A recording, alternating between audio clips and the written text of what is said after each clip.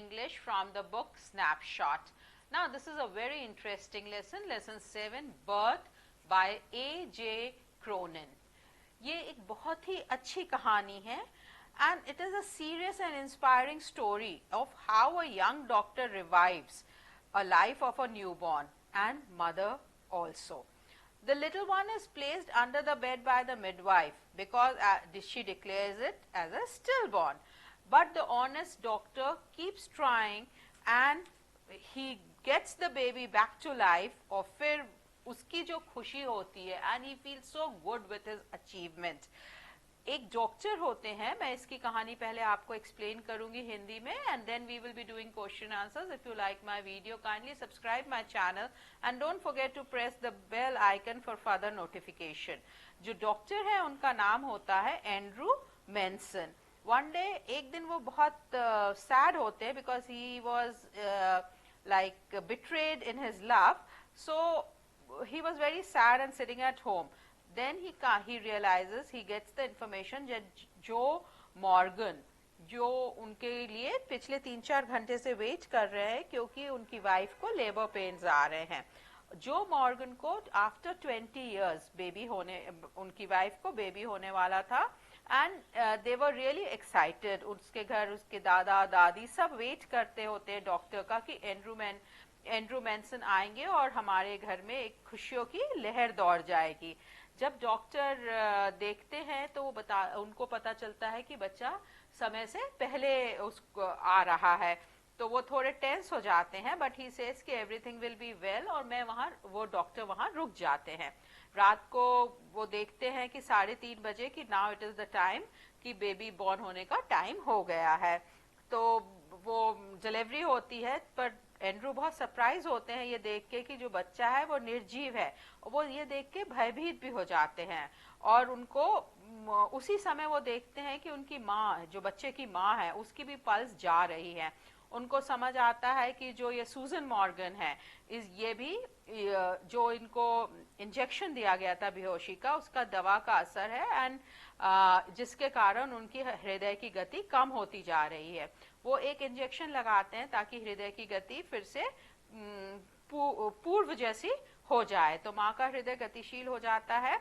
अब डॉक्टर ये सोचता है कि चलो अब माँ ठीक हो गई है, अब मैं बच्चे को देखता हूँ. उसके साथ वो ये जब बर्थ होता है तो वो इस समय इस कंफ्यूजन में रहता है कि क्योंकि डॉक्टर बताता है कि डॉक्टर को ये समझ आता है कि जो बेबी है वो भी सीरियस है और मदर भी सीरियस है, तो उसको दोनों में से एक का चुनाव करना होता है. तो वो माँ का करता है कि पहले मैं माँ को ठीक कर लूं फिर बेबी को देखूंगा. तो वो बेबी जब बॉर्न होता है तो वो नर्स को पकड़ा के या मिडवाइफ को पकड़ा के माँ को अटेंड करने लगता है.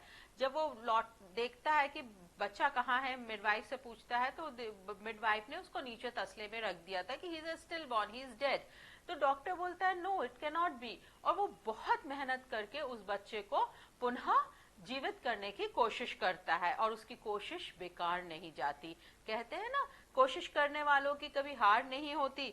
वो डॉक्टर बहुत कोशिश करता है और बच्चे का फिर उसे क्राई सुनाई देता है and he gets very happy और घर में फिर से एक खुशी की लहर आ जाती है. इस तरह डॉक्टर एक जीवन दान देता है and he feels very good. वो अपने अचीवमेंट पे बहुत प्राउड फील करता है और उसको एक बहुत संतुष्टि होती है. वो एंड्रू सोचता है कि अंततः उसने कुछ वास्तविक नहीं बड़ी उपलब्धि पा ली है और परमात्मा ने उसकी प्रार्थना स्वीकार कर ली है. तो it's a very inspiring story. So after this let's do the question and answer. चलिए पहला क्वेश्चन हम देखते हैं. I have done something, oh God I have done something real at last. Why does Andrew say this? What does it mean? Now जो Andrew होता है वो बहुत ही खुश होता है और ये वो चिल्लाता है I have done something. The young doctor Andrew Manson had done a commendable work. His exclamation is justified. सबको पता है, मैंने पहले भी एक्सप्लेन किया कि वो अपने जो उसने एक बच्चे की जान सेव की थी, माँ की भी सेव की थी, इससे वो बहुत खुश था और वो ये देख उसको बहुत ही संतुष्टि महसूस हो रही थी और उसको बहुत ही अच्छा लग रहा था.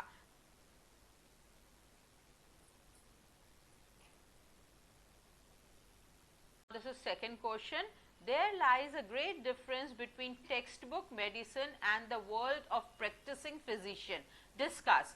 इस क्वेश्चन का मतलब होता है कि जो हम टेक्स्ट बुक पढ़ते हैं और एक्चुअल में जब हम प्रैक्टिस करते हैं उन दो चीजों में बहुत अंतर होता है। तो ये तो वाकई ही होता है।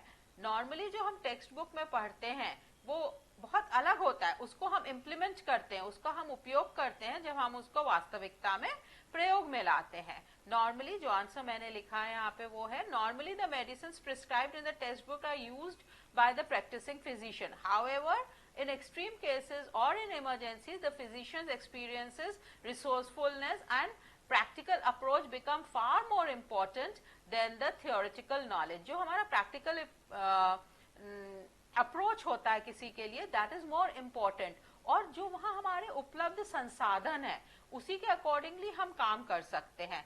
So with limited resources at his command, the practicing physician exercises all his practical experience to control the damage to the minimum and change the victim's state from further deterioration। मतलब deterioration मतलब और खराब हो किसी व्यक्ति की स्थिति या स्वास्थ्य, उसको वो कंट्रोल करता है।